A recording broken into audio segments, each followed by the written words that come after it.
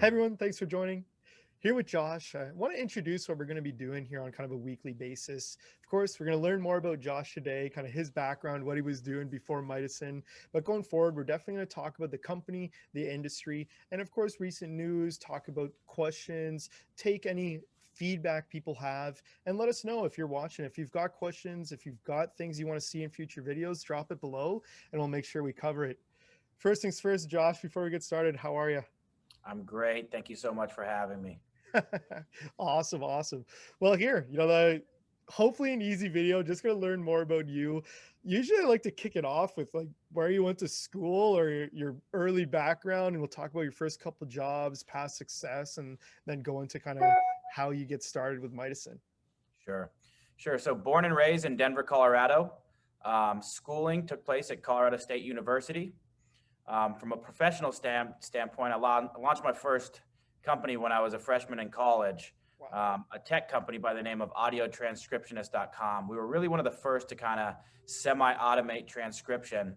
We ran that company for just under 2 years, and it was acquired by a much larger transcription company in the United States. So kind of my first, you know, dive into entrepreneurship, dive into business, and was a lucky kind of first exit as well. So after that, I moved back down to Denver, Colorado, again where I'm born and raised, and jumped into the cannabis industry. So November 2009, I was granted the third legal medical marijuana cannabis license in the state of Colorado. So for those of you that don't know, Denver, Colorado was the first state to do a for-profit business structure around medical cannabis at the time. So, was heavily involved in architecting that kind of program and help build what's now been replicated really across the nation. So I took that company to be a fully vertically integrated company, built it throughout Colorado, owned all my own real estate, did all my own cultivation, extraction through retail to incorporate, well over 100,000 square feet of cultivation in Colorado and several stores. And then really was one of the first in 2014 to kind of jump outside the box and do a multi-state operation. So we did Colorado, Oregon, Maryland, and Massachusetts, and built really kind of the first MSO, one of the first MSOs throughout the states, never went public, and then took a number of successful exits from there. 2014, we launched a technology company platform by the name of Cannabase. It was launched in January 2014, really at the emergence of recreational cannabis in Colorado. Prior to that, when it was just medical, there was a 70-30 vertical integration requirement. So you had to cultivate 70% of whatever you retailed.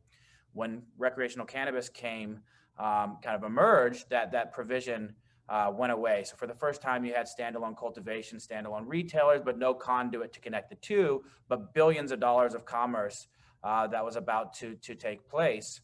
So we created Cannabase. It was the first kind of intuitive above board marketplace, if you will, kind of solving the solution of the wholesale business that was about to take place. Our backend API automatically integrated and talked to all the pertinent testing facilities, all the pertinent point of sale systems. So we had real-time data, real-time analytics. We trademarked Canalytics, and then kind of rolled that out, quickly gained over 80% market share on the wholesale marketplace.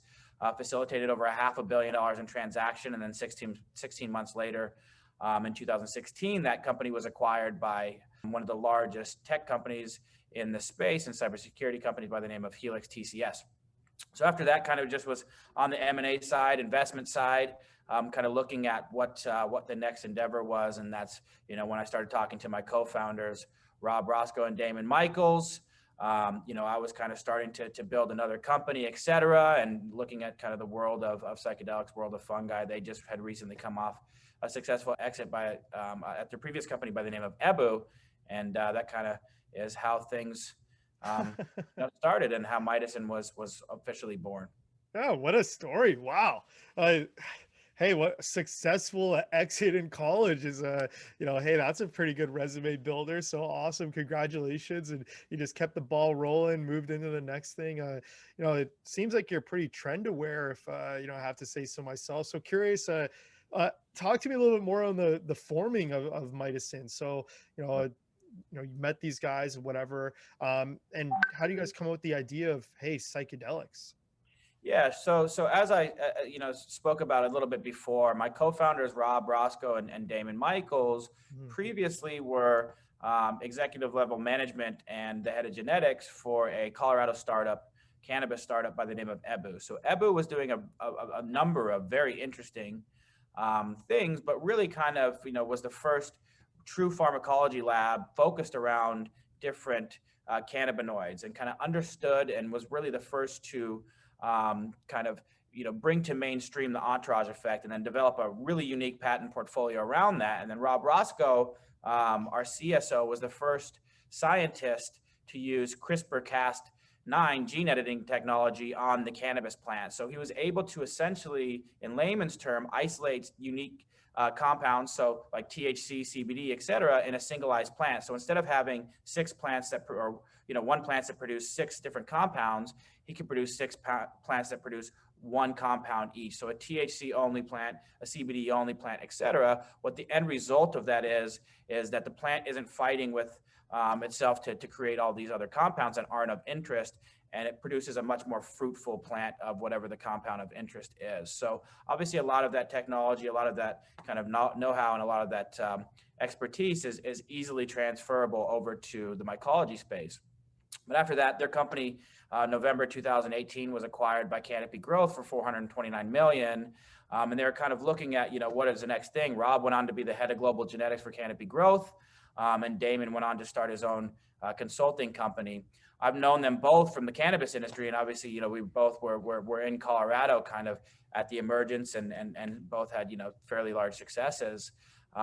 Damon and myself actually share the same birth date, same year, serendipitously. It's kind of just one of those things. No relation at all. But anyways, we got together and started kind of kicking around the idea of, some of the compelling literature that was coming out and kind of reemerging out of Johns Hopkins, and some of the other studies that were going on, and started to analyze the space, analyze the movement, and ultimately, decided that we were ready to jump in head first. And we started Mycosynth Innovations Group, et cetera, kind of with my advisories. They kind of were the brainchild, et cetera, and it was acquired by the public company. So that's where we're Oh, at. hey, amazing story. Obviously, thanks for the little detail there. Even more background for people.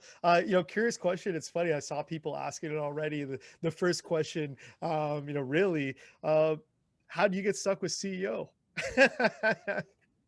Sure. So I think, kind of my business career since inception, I've been CEO, or kind of the head of the ship. So, I'm used to it. I've been in this situation numerous times. I've built companies to, from zero to well over 100 million in revenue, and, have managed kind of the egos and everything that comes along with it. So, it's kind of just, a chosen path, I guess, for myself. It's what I'm comfortable in.